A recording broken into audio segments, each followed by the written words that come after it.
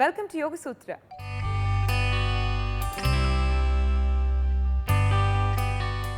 ఇవాళ యోగ సూత్రలో కృష్ణ గారు మనందరికీ ఏ ఆసనం పరిచయం చేయబోతున్నారో చూద్దామా?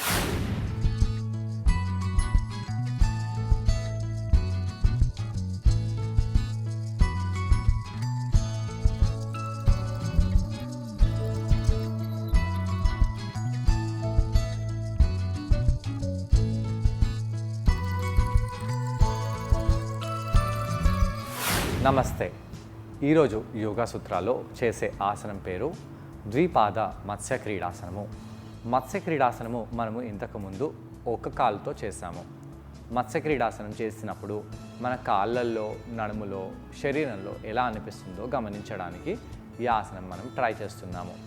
ఈ ఆసనము ఒక డీప్ ఆసనము. డీప్ ఆసనం అంటే చాలా తీవ్రంగా ఉండే ఆసనము.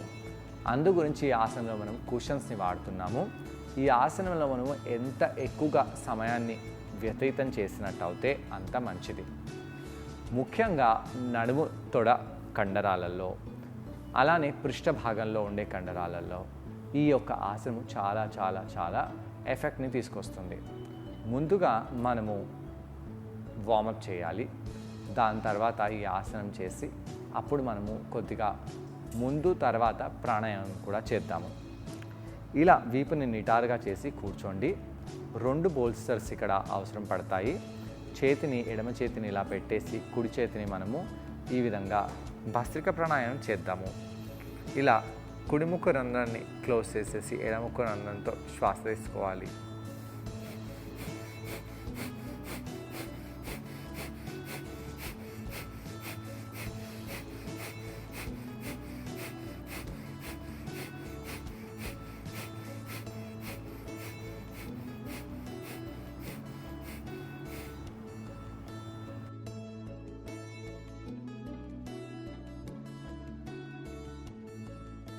ఇలా ఒక ముక్కు రంధ్రంతో శ్వాస తీసుకొని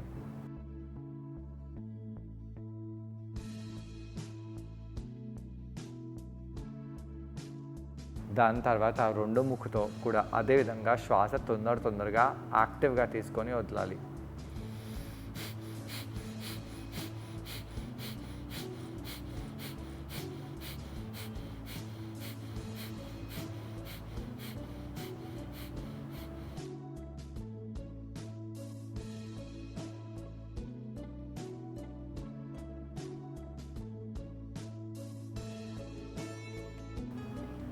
ఎలా అనిపిస్తుందో గమనించాలి.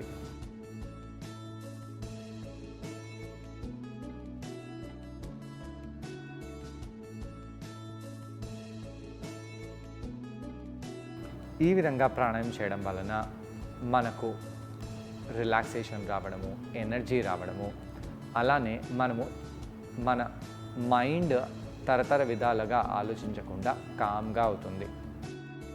అలా చేసి మనము కొంత సమయం పాటు కళ్ళు మూసుకొని ఉండాలి. దాని తర్వాత పొట్టపై పడుకోండి. ఒక బోల్స్టర్ని ఇలా ముందుకు తీసుకొని వచ్చేసి 2 బోల్స్టర్ని ఇలా వేరే సైడ్కి పెట్టేయాలి. అలా పెట్టేసి ఇలా పొట్టపై పడుకొని మకరాసనం చేద్దాము. మకరాసనంలో కొంత సమయం పాటు ఉండాలి.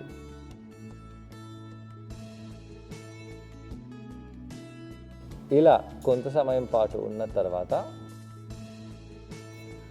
మనము ఈ విధంగా ఒకవైపు తిరిగి తొడని ఈ విధంగా బోల్స్టర్పై పెట్టాలి.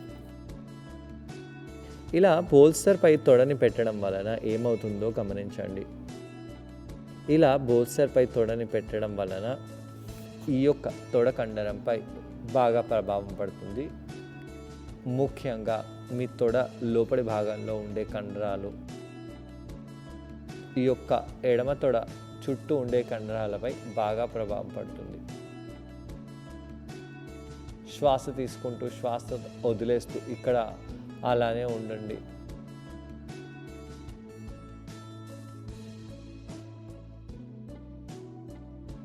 కొంత సమయం పాటు తర్వాత మనము ఈ యొక్క ఎడమ చేతి కాలుని సూటిగా చేసేసి కుడి తొడని ఈ యొక్క బోల్సర్పై పెట్టేయాలి.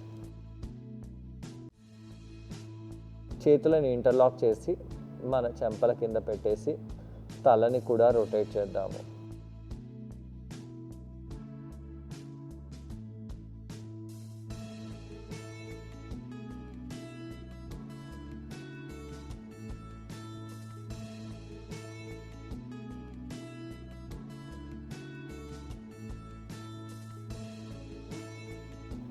కొంత సమయం పాటు ఇక్కడ రిలాక్స్ అవ్వచ్చు.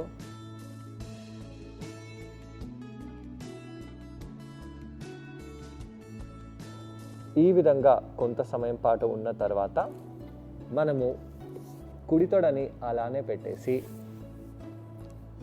ఎడమ తొడని కూడా నెమ్మదిగా ఈ విధంగా బోల్సర్పై పెట్టడానికి ప్రయత్నించాలి. ఇది ఈ యొక్క భాగము టఫ్గా అనిపిస్తుంది. ఇక్కడ మన నడుము తొడలో ఉండే కండరాలపై బాగా ప్రభావం పడుతుంది. తొడ లోపటి ఉండే కండరాలపై చాలా తీవ్రంగా ప్రభావం పడుతుంది. కావాలంటే ఇక్కడ కాళ్ళని దగ్గరగా తీసుకొని రావచ్చు. పృష్ఠ భాగాలని కొద్దిగా పైకి చేసి ఈ ఆసనాన్ని చేయవచ్చు. అయితే తలని అటు ఇటు పెట్టకుండా ఇలా కింది వైపు పెట్టాలి. ఇలా కింది వైపు పెట్టినట్టు అయితే మంచిది.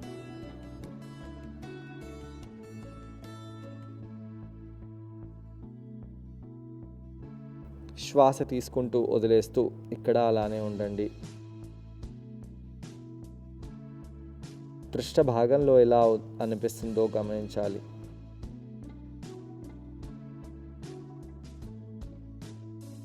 పృష్ఠ భాగం కింది భాగంలో, తొడ భాగంలో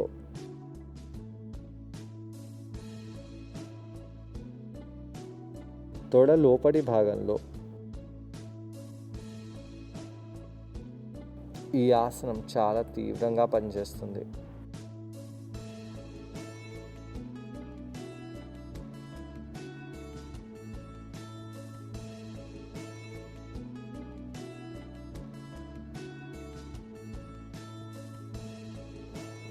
కొంత సమయం పాటు ఇక్కడ ఉన్న తర్వాత ఆ యొక్క కండరాలు ఇంకా ఎక్కువ సమయం పాటు అక్కడ ఉండలేవు.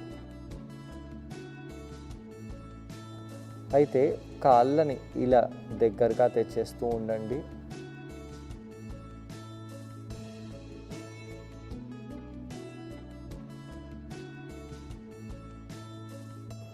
అలా ఉంటూ మన కాళ్ళల్లో ఎలాంటి స్ట్రెచ్ వస్తుందో గమనించాలి.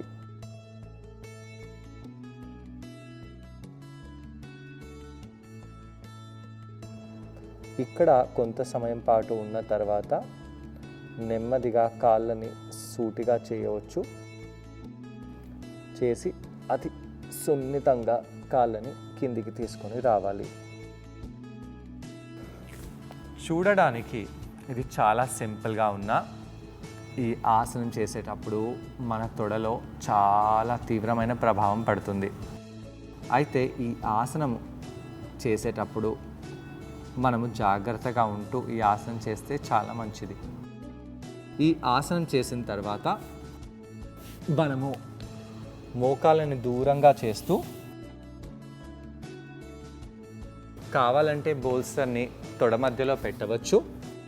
అలా పెట్టకున్నా పర్వాలేదు. ఇలా తలని ఒకవైపు తిప్పేస్తూ లేదా ఫోర్హెడ్ని కింద పెట్టేసి రిలాక్స్ అయిపోవాలి.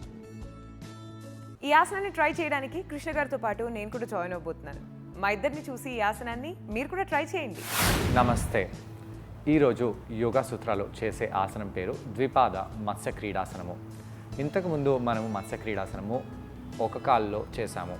దానికి బోల్సర్ని సహాయంగా తీసుకున్నాము. ఆ యొక్క ఆసనం చాలా కంఫర్టబుల్గా ఉండే ఆసనము. అక్కడ రిలాక్స్ అవ్వడానికి చాలా ఆస్కారం ఉంటుంది. ఈరోజు చేసే ఆసనము అంత కంఫర్టబుల్గా ఉండదు. రెండు కాళ్ళల్లో బోల్సర్స్ మన తొడల కింద పెట్టడం వలన మనకు చాలా తీవ్రమైన స్ట్రెచ్ ఇన్నర్ థైస్లో రావడము, అవుటర్ థైస్లో కూడా రావడము, అలానే వీపులో కూడా, నడుము కింది భాగంలో కూడా ఆ యొక్క స్ట్రెచ్ మనకు తెలుస్తుంది. ఈ యొక్క ఆసనము మనము చేసేటప్పుడు కొన్ని విషయాలు చాలా జాగ్రత్త పడాలి. అవేంటివి?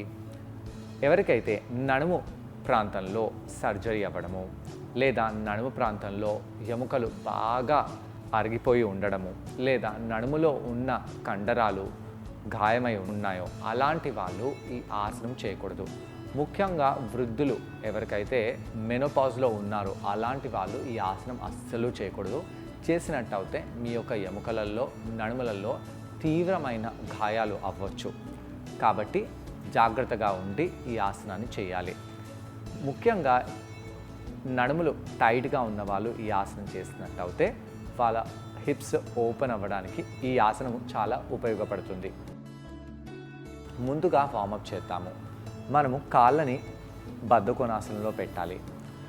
బోల్సర్ కింద కూర్చొని కాళ్ళని మనము బద్ధకోణాసనంలో పెట్టి తొడలని బాగా ఆడించాలి.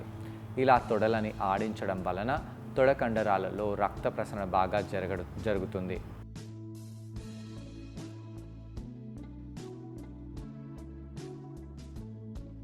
శ్వాస తీసుకుంటూ శ్వాసను వదిలేస్తూ తొడ కండరాలలో ఎలా అనిపిస్తుందో గమనిస్తూ ఉండాలి.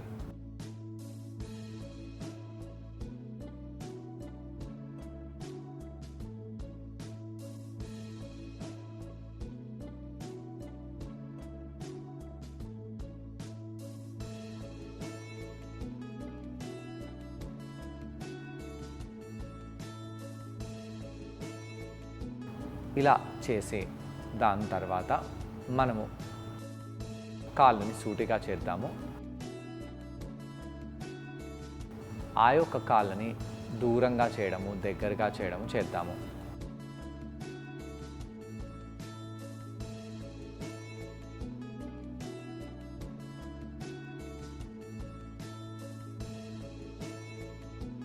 దీంతో తొడ లోపట, తొడ బయట ఉండే రెండు కండరాలు బాగా వార్మప్ అయిపోతాయి.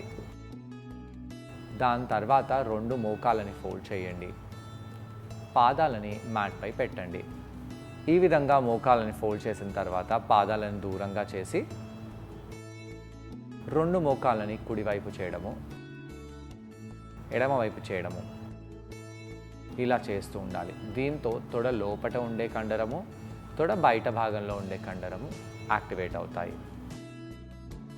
దీని తర్వాత పాదాలను దూరంగా చేయండి. ఇప్పుడు ఇదే ఆసనాన్ని మళ్ళీ చేద్దాము. ఇప్పుడు చూడండి, ఎడమ మోకాలు కుడి పాదం దగ్గర, వేరే వైపు చేసినప్పుడు కుడి మోకాలు ఎడమ పాదం దగ్గర వస్తుంది. దీంతో ఆ నడుములలో ఇంకా బాగా స్ట్రెచ్ అనేది పడుతుంది. ఇలా అన్ని కండరాలను మనం యాక్టివేట్ చేసుకుంటూ ఉండాలి.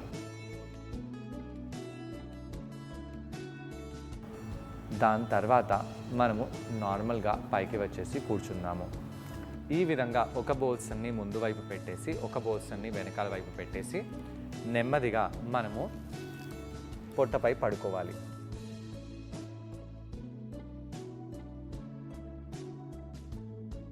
పొట్టపై పడుకొని చేతులని ఈ విధంగా ఇంటర్లాక్ చేసి పెట్టవచ్చు. ఒక చేతిని ఇంకో చేతిపై ఇలా పెట్టవచ్చు. కొంత సమయం పాటు ఇలా ఉండి ఇప్పుడు మనము మన కుడి కాలుని బోల్సర్పై పెట్టాలి. కుడి పాదం నుంచి యాంకిల్ని మొత్తము బోల్సర్పై పెట్టేసి మత్స్య క్రీడాసనం చేద్దాము. కళ్ళని మూసివేయండి. ఈ విధంగా కుడి తొడ, కుడి యాంకిల్ మొత్తము బోల్సర్పై ఉంది. ఇక్కడ మనము కళ్ళని మూసివేసి తొడకి సపోర్ట్గా ఆ యొక్క బోల్సర్ని పెట్టుకుంటూ ఇక్కడ ఆసనంలో అలానే ఉండాలి.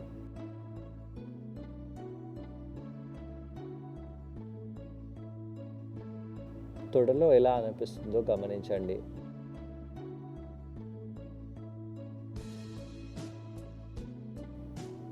కొంత సమయం పాటు ఇక్కడ అలానే ఉండి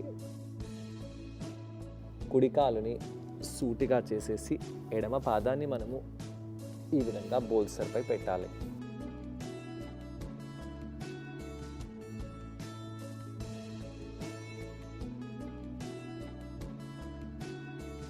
కుడి కాలులో అనిపించినట్టుగా ఎడమ కాలులో కూడా అనిపించాలి. అంతే సమయము మనము 2 కాళ్ళపై స్పెండ్ చేయాలి.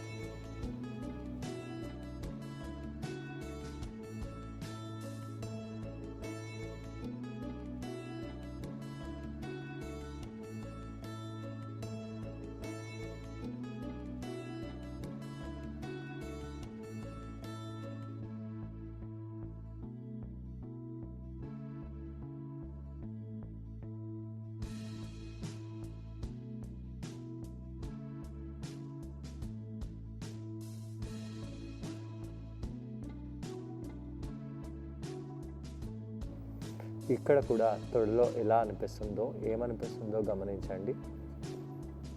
కొంత సమయం పాటు ఇక్కడ కూడా రిలాక్స్ అవ్వాలి. ఈ విధంగా ఉండడం వలన మన నడుము కింద యాంగిల్ అనేది ఏర్పడి మన నడుములో ఉండే కండరాలు బాగా ఓపెన్ అవుతున్నాయి. ఈ యొక్క బోల్స్ని కొద్దిగా దగ్గరగా తెచ్చుకొని ఎడమ తొడని అలానే పెట్టేసి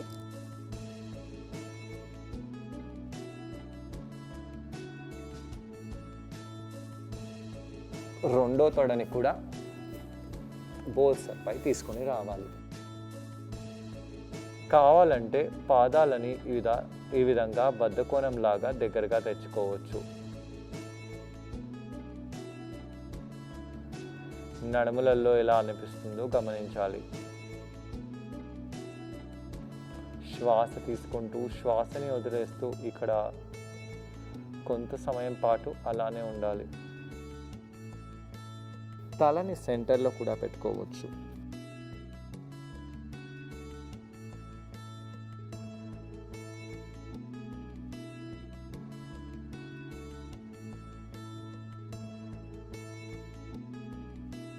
శ్వాస తీసుకుంటూ వదిలేస్తూ ఇక్కడ కొంత సమయం పాటు అలానే ఉండాలి.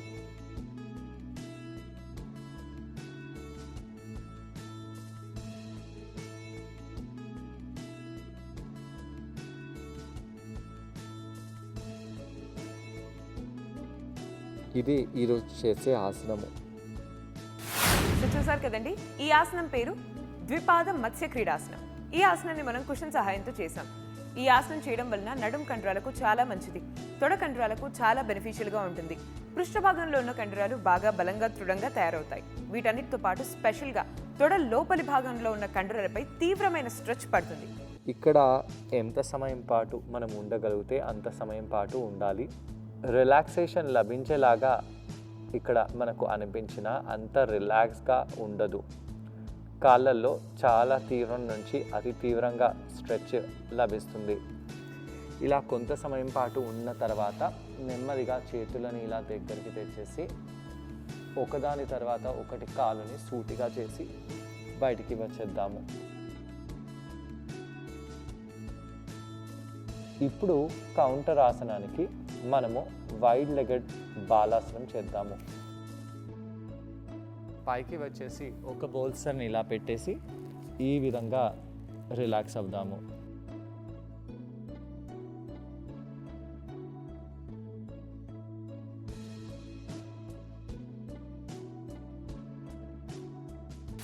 ఇలా కౌంటర్ చేయడం వలన తొడ భాగంలోని కండరాలు, పృష్ఠ భాగంలోని కండరాలు, నడుం భాగంలోని కండరాలు ఇవన్నీ కూడా స్ట్రెచ్ రిలాక్స్ అయిపోతాయి. మరి ఇవాళ యోగ సూత్రలో కృష్ణ గారిని మనం అడగబోయే ప్రశ్న ఏంటంటే, ఈ ఆసనం చేసేటప్పుడు మనం అందరం ఎటువంటి జాగ్రత్తలు పాటించాలి? ఈ ప్రశ్నకు సమాధానం కృష్ణ గారిని అడిగి తెలుసుకుందాం. ఈ ఆసనం చేసేటప్పుడు ఎలాంటి జాగ్రత్తలు తీసుకోవాలి? నడుములో ప్రాబ్లమ్స్ ఉన్నవాళ్ళు, హిప్ సర్జరీ అయిన వాళ్ళు, హిప్కి సంబంధించిన ఇష్యూస్ ఉన్నవాళ్ళు ఈ యొక్క ఆసనం చేయకూడదు. ఇలా మీరు తొడలని బాగా ఎక్స్టెండ్ చేస్తే మీకు హిప్స్లో ప్రాబ్లమ్స్ అనేవి ఎక్కువగా అవ్వచ్చు. ఈ ఆసనంలో హిప్ బాగా తీవ్రంగా ఓపెన్ అవుతుంది. అలాంటివి చేయకూడదు. ఈ ఆసనం చేసిన తర్వాత కావాలంటే ఈ విధంగా పెట్టి మీరు ఆసనం చేసినట్టు అయితే కూడా చాలా మంచిది. సో చూసారు కదండి, ఇవాళ యోగ సూత్రలో ద్విపాద మత్స్య క్రీడాసనం. మరి ఈ ఆసనాన్ని మీరందరూ తప్పకుండా ట్రై చేసి దీనివల్ల వచ్చే లాభాలను మీరు కూడా పొందండి. తిరిగి రేపటి ఎపిసోడ్లో మరో ఆసనంతో మరికొన్ని బెనిఫిట్స్తో మనం మళ్ళీ కలుసుకుందాం. అంతవరకు stay fit and be healthy. Bye.